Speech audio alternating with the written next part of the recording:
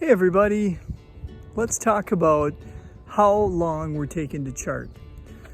For a very long time, I was a charter who saved all my charts to the end of the day, and I would often be the last clinician to leave the clinic. I just thought this was normal for me, and as I left practice, like residency, it just was a normal practice for me to spend all my time with the patient and then give a lot of time after clinic hours to doing my charting.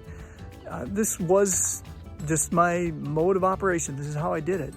And it wasn't until I started to get hungry for more free time that I started to bump up against this behavior that I was doing and started asking more useful questions instead of like, I wonder why I can't get this all done, which really just serves to help me focus on the reasons that it's not possible. I started asking questions like, I wonder how other people get this done.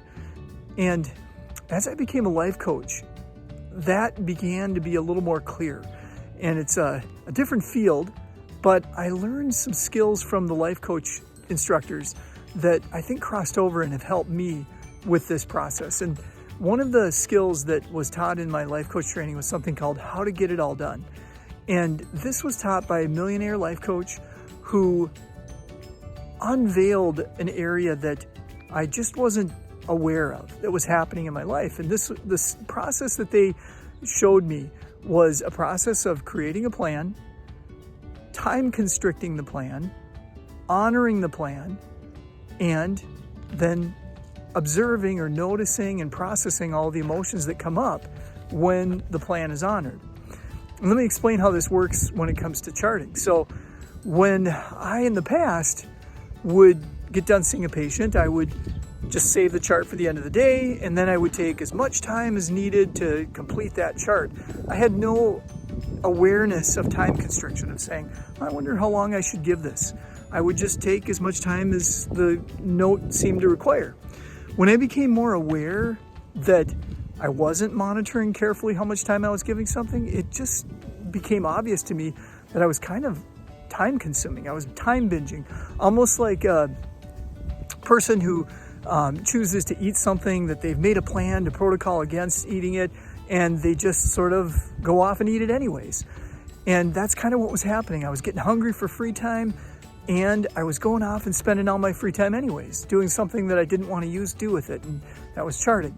So what I began to do is I began to say, okay, I'm going to spend at least 5 minutes or less between patients, and I'm going to document a certain part of my note in order to get the note going, to have it somewhat built.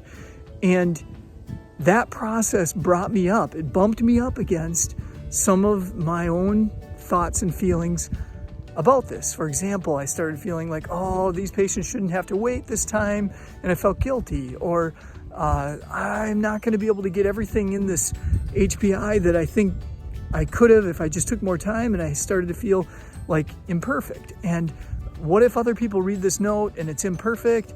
Then what are they going to think about me? And then I began to worry about people pleasing and about my fear of other people's opinions. All of these things start coming up when we start to obey time constrictions. And they're all things that I've learned as a life coach how to process and how to manage my own thoughts, how to process my own emotions. And they're less fearful to me now. I don't spend as much time living and acting to protect myself from fear or from confusion or from worry or from self-doubt.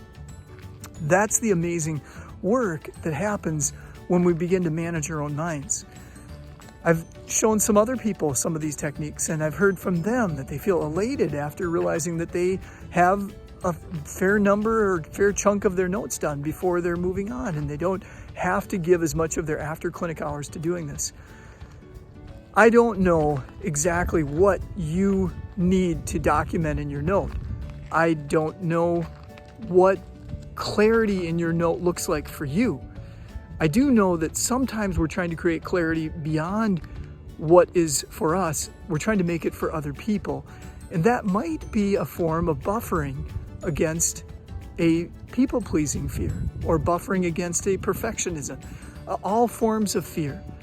when that's happening, we're actually stealing from ourselves to do that. So I want to encourage you, if you relate to this, if you think that there's room in your schedule to, add a little bit of your note before you move on to the next patient, if you think that maybe you can time constrict at the end of your day to get a little bit more of your note done, I would encourage you to start doing that. And as you face the emotions and the thoughts that come up around that, notice them. This is a perfect time for you to begin doing the amazing work of managing your mind and processing your emotions. If that is something you're unfamiliar with and you want help, I do that help with you.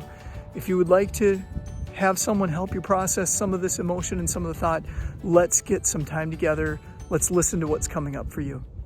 I hope you have a great day.